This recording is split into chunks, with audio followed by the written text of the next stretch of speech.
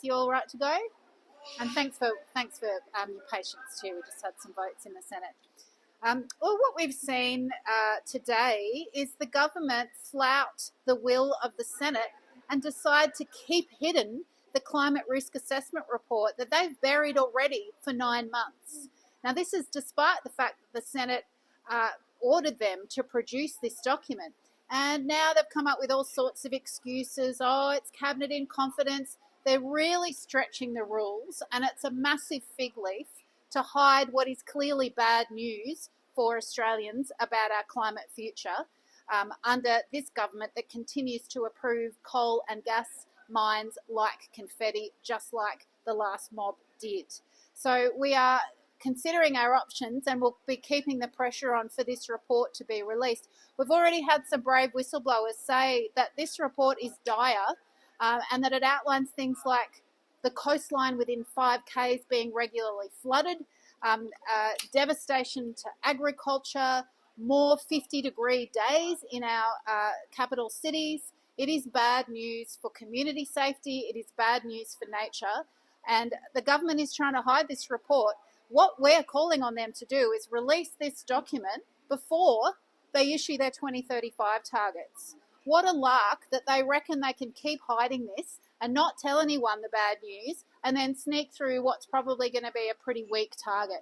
Well, I reckon Australians will be mortified at the lack of transparency, and we will be taking further action on this to force them to disclose it. And in fact, we'll be moving for a Senate inquiry so that the folk who contributed to this report can tell us what's in it.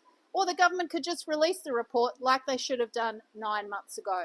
So climate is on the agenda, folks. We've got Barnaby Joyce driving the clown car again, which the government love to see because it takes the focus off the government's continued support for fossil fuel exports and for opening up new coal and gas mines, which is not what Australians voted for. Now, on another matter, I was one of hundreds of thousands of people yesterday that marched for peace and that marched for Palestine, and it was so heartwarming to feel that strength of community support. I hope that the government now listens to that overwhelming sentiment of Australians who want to know that their government isn't just issuing sternly worded letters, but who want to know that we are putting sanctions on the Israeli regime, just as we have on Russia, and who want to know that our government is doing everything it can to let the aid through and to stop selling weapons parts to the Israeli government. People are horrified that it is our bomb door components that is fueling this genocide that is now a war of starvation on Palestinians. So if hundreds of thousands of people don't register on this government, then I don't know who they think they're representing, but it's not Australians. I'm going to hand over to my fabulous Deputy Leader, Mehreen Faruqi. Thank you, Larissa. I'll start with Gaza. The famine declared in Gaza is not a natural disaster. It is a direct result of Israel blocking food and aid to deliberately starve Palestinian men, women, children, and babies. Governments across the world who have not taken concrete action in stopping Israel's genocide are complicit in the mass starvation and in the mass murder of Palestinians. On the weekend, tens of thousands of people from all walks of life marched across the country demanding consequences for Israel's war crimes. They don't want any more words. People don't want more signed letters. People don't want more joint statements. What the people of this country are demanding are sanctions on Israel, an end to the two-way arms trade, and the expulsion of the Israeli ambassador who continues to deny that there is starvation in Gaza. The thousands of people, the thousands of everyday people who show up for Palestine weekend after weekend are the conscience of this country. And the Prime Minister just cannot keep on denying and ignoring their demands. I'll just say a few things on the hidden climate risk and adaptation report as well. The government's 2035 targets will show us whether Labour intends to put climate before the profits of coal and gas corporations, which flow into donations for them. A target that does not hit net zero by 2035 includes a phase out of coal and gas and an end to native forest logging will not be safe for people and the planet. Just this month, we saw rainfall records smashed across New South Wales. Over the years, we have seen people devastated by unprecedented floods again and again. These people deserve to know the full extent of what they will endure and what adaptation needs to be done. The government hiding crucial climate information clearly shows that they are struggling to justify their 2035 targets and their coal and gas approvals. Thank you. And Senator Jordon Steele-John. Well, on the government's recent announcement of NDIS cuts and eligibility changes, the Australian disability community, particularly the neurodivergent community, are distressed because autistic Australians are being used as a political football. We've been here before. I've lost count of the times that this government has announced sweeping changes with no consultation and no clarity as to where to from here. The government has pointed to programs called Thriving Kids and Inklings as so-called replacement services for the NDIS. There is no guarantee that these services or these programs will be neuro-affirming. There is no guarantee that these programs will meet the needs of children. Why would the community trust the government? This is a government which again and again has failed to work alongside the disability community to create disability policy. The NDIS and the services and supports that it provides to autistic people and autistic kids are changing lives. These are supports that allow kids to go to school, allow kids to communicate with their families. These really matter to so many Australian families. It is an absolute disgrace that there is so much uncertainty in our community today. There are so many unanswered questions. There is so much fear that supports that are urgently needed, that are vital, will now be taken away. The disability community and the neurodivergent community are sick and tired of being treated this way by this government. Sick and tired of waking up to announcements by politicians who just don't get it, using language they don't understand, threatening supports that are the difference between being able to live a good life or not. I am sick and tired of coming to press conferences like this and having to try to explain to the collective gallery that there is something deeply wrong here, that this government is not being honest about what it intends to do and is doing to the disability community in Australia. The last amount of non-NDIS supports announced by this Labor government were foundational supports. They do not exist. It is a make-believe fantasy to suggest that the government is providing non-NDIS based disability supports. If you are removed from the NDIS, there is nowhere to go. That is not acceptable. The community are left with questions, and we will continue to ask questions. What will happen to autistic people over the age of 9? What will happen to autistic adults?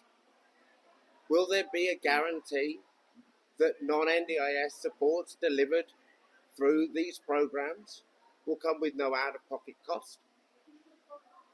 When will we have a guarantee that no child will be worse off? When will this government stop using my community as a political football? Thank you. Any questions for Jordon before we swap? So Liberal MP Phil Thompson, in an article I think a couple of days ago or today, mentioned that he has his own experience with his daughter who has autism, and obviously is now feeling quite conflicted about what to do regarding those changes and his own position and his party's position. I guess, what do you think your advice to Phil Thompson and others? Well, I think that many families across Australia are really worried right now about what the government is planning to do and is already doing. Lots of people have reached out to me in the last week and shared those concerns. I think that the government needs to actually begin finally listening to disabled people and to end this cycle of fake consultation, policy on the fly, and actually work with us as disabled people in relation to the issues that Mr. Thompson has raised today in Parliament. We've had many people reach out to us and say they are worried about whether they will still be able to access their supports and services with a lot of the pricing changes that have been made by the National Disability Agency. Again, something the government could ask the agency to review. So I think what we are about to see is MPs across the Parliament hearing directly from their constituents and maybe also reflecting on the disabled people in their lives and questioning whether what this government is proposing is actually in the best interest of Australian children.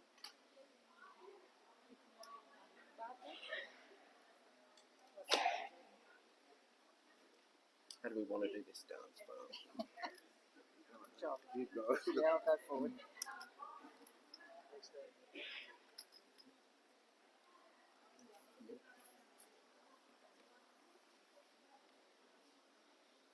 Some comments on housing. We know that we're living in the biggest housing crisis in Australia since the post-war years began. It's a crisis that's fueling intergenerational inequality. This morning, we've heard Labor will bring forward some of their assistance for first home buyers. But make no mistake, tinkering at the edges like this that assists some people will fuel housing prices in a way which will disadvantage first home buyers as a group and make our housing crisis worse. We won't stand in the way of measures and changes that assist some first home buyers. But we need to remember that when we assist demand, we drive up housing prices and we make the crisis worse.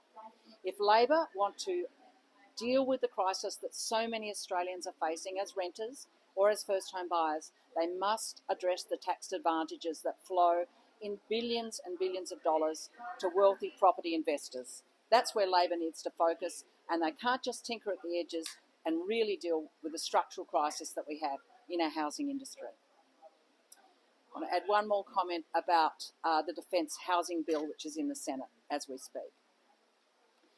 The Defence Housing Bill is the first piece of legislation the Labor government is bringing to this new Parliament. Does it build houses for first home buyers? It does not. Does it help teachers or nurses get a roof over their head? It does not.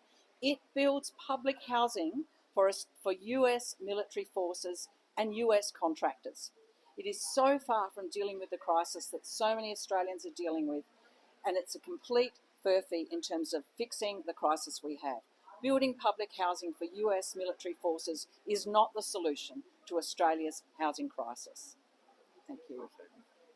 Larissa, we've had polling today showing increased support for climate action. Yes. Could you be clear about what you're alleging against Labor? Why wouldn't they want further support for social licence to do action on climate change? Well, I was encouraged to see reports today that a vast amount of Australians want to see science-based, strong climate targets that will help us limit global warming to a livable future that keeps communities safe and protects nature. I'm not surprised by that. I hope the government is listening. At the moment, it seems like they listen very closely to big business and the coal and gas companies, when what they should actually be listening to is the science and community sentiment, who are sick of facing the turbocharged natural disasters.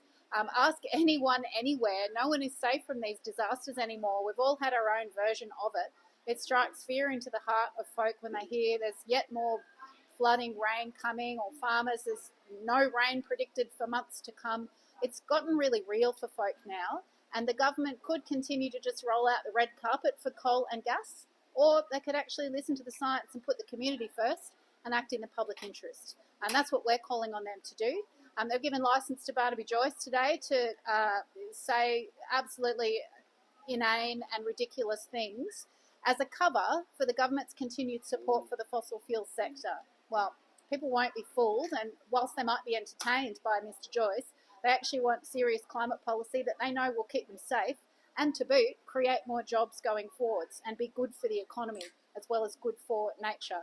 So it's a big debate, and we will see some ongoing instalments. But what we won't be seeing anytime soon, thanks to the government's obsession with secrecy, is the climate risk assessment report.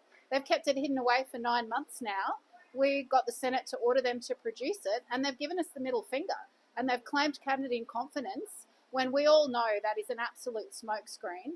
We know this report is going to reveal the serious consequences for Australians and for nature of the climate crisis. So it's not surprising the government wants to bury it, but I'm afraid they're in charge now. They need to face up to this and be honest with the community about the future that might come, and therefore do the right thing and have some science-based targets to protect us all. What further levers do the Greens have to try and hit? Well, we've got a number of procedural options open to us. We'll be asking the Minister to come and attend the Senate and explain why they don't want to reveal this climate risk assessment report, even though the Senate compelled them to do so.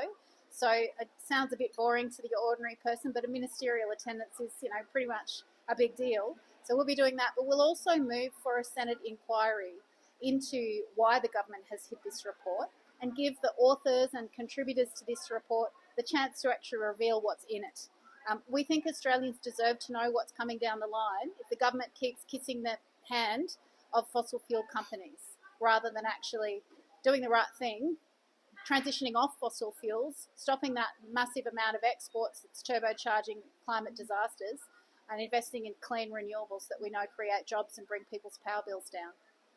At the end of this month, we've seen that a bunch of far-right groups are planning to hold anti-immigration rallies across Australia, and we've seen some members of Parliament actually endorse that. I guess, what's your response to that rally and also those endorsements?